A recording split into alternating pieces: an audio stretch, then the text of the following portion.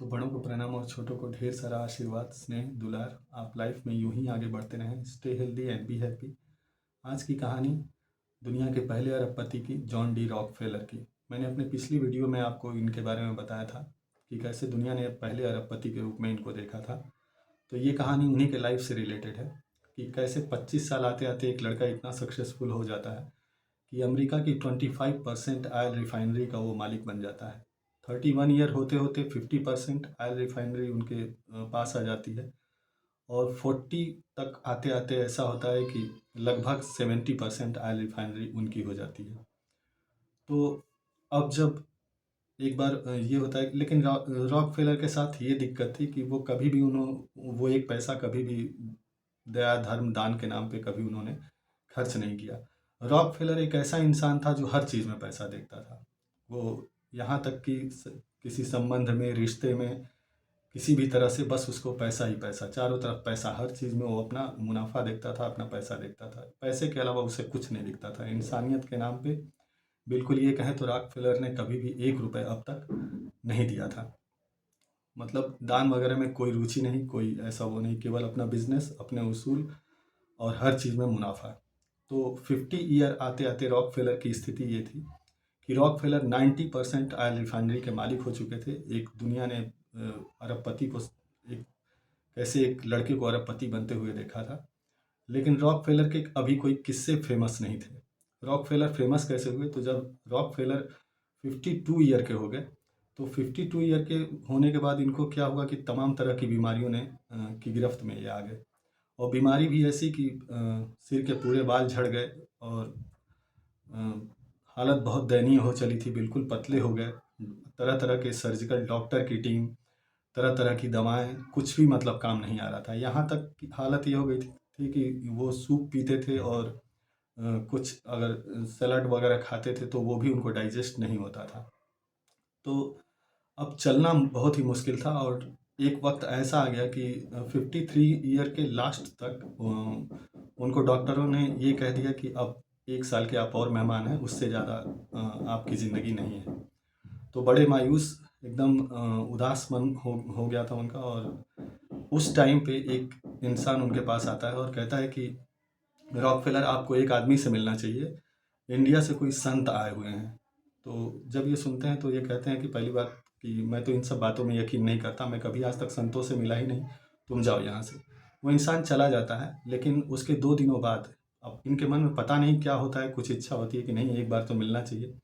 ये जाते हैं और वहाँ पे विवेकानंद लोगों को कुछ बता रहे थे, समझा रहे थे। वहाँ जाके ये टेबल पे बैठते हैं और विवेकानंद बैठ के ही लोगों को समझा रहे थे। तो रॉकफेलर को यह आश्चर्य होता है कि मेरे आने से तो भीड़ खड़ी हो जाती है, ये इंसान खड़ा नहीं हुआ अभी तक।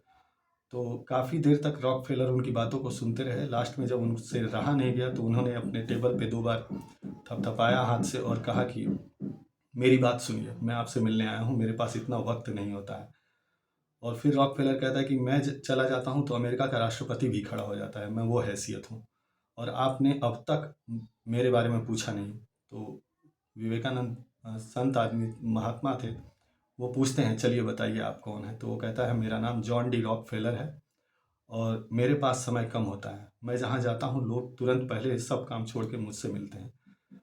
विवेकानंद उसको एक बात बोलते हैं, एक लाइन, जो पहली लाइन वो बोलते हैं, वो कहते हैं कि you don't have piece in your mind. वो कहते हैं कि तुम्हारे दिमाग में अशांति है, शांत तुम नहीं हो। अब इसके बाद जब वो बोलना शुरू करते हैं तो जॉन डी रॉकफेलर के लाइफ से जुड़े अनेकों किस्से, अनेकों राज, कुछ ऐसे राज भी खोलते हैं जो केवल रॉकफेलर को पता था। अब रॉकफेलर एकदम निशब्द होकर के उनकी बातों को सुनता रहा और वो लास्ट में कहते हैं कि रॉकफेलर, तुम्हारे साथ एक समस्या ये है कि तुम देना नहीं जानते हो। अगर तुम देना सीख जाओगे तो तुम्हारी ज़िंदगी की सारी मुसीबतें ख़त्म हो जाएंगी और यही तुम्हारी दवा के तौर पे काम करेगा। रॉकफेलर वहाँ से लौट के आता है और 2 ही दिन बाद रॉकफेलर फाउंडेशन की स्थापना होती है रॉकफेलर के द्वारा। और ये रॉकफेलर फाउंडेशन, कहा जाए तो जितने भी बेसहारा, गरीब, जिनको चिकित्सा की ज़रूरत थी, उनके लिए ये फाउंडेशन ने बहुत ज़बरदस्त काम किया पूरे विश्व के लिए।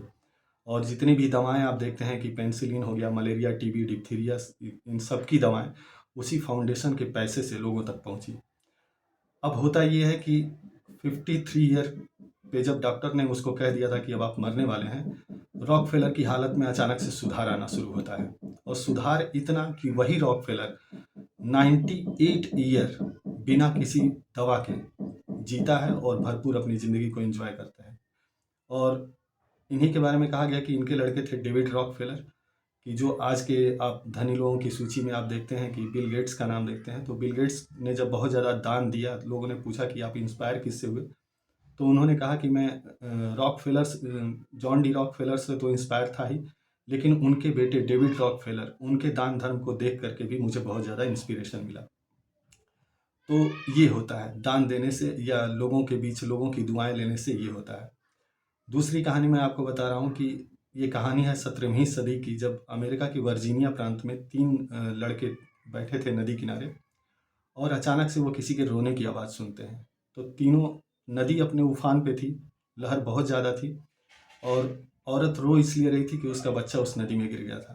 अब 3 नवयुवक जो कि देख रहे हैं इसको, उनमें से एक नवयुवक बिना अपनी जान की परवाह किए दौड़ के उस नदी में छलांग लगाता है, उस बच्चे को बचा के लेकर के आ जाता है। जब ले करके आता है और उसकी माँ को सौंपता है, तो उसकी माँ कहती है कि बेटा, मैं तो बहुत गरीब हूँ, मैं तुम्हें कुछ दे नहीं सकती हूँ, लेकिन दिल से अपने ईश्वर से प्रार्थना करूँगी और तुम्हें दुआ देती हूँ कि एक दिन तुम्हारी कीर्ति दिग दिगंत तक फैलेगी।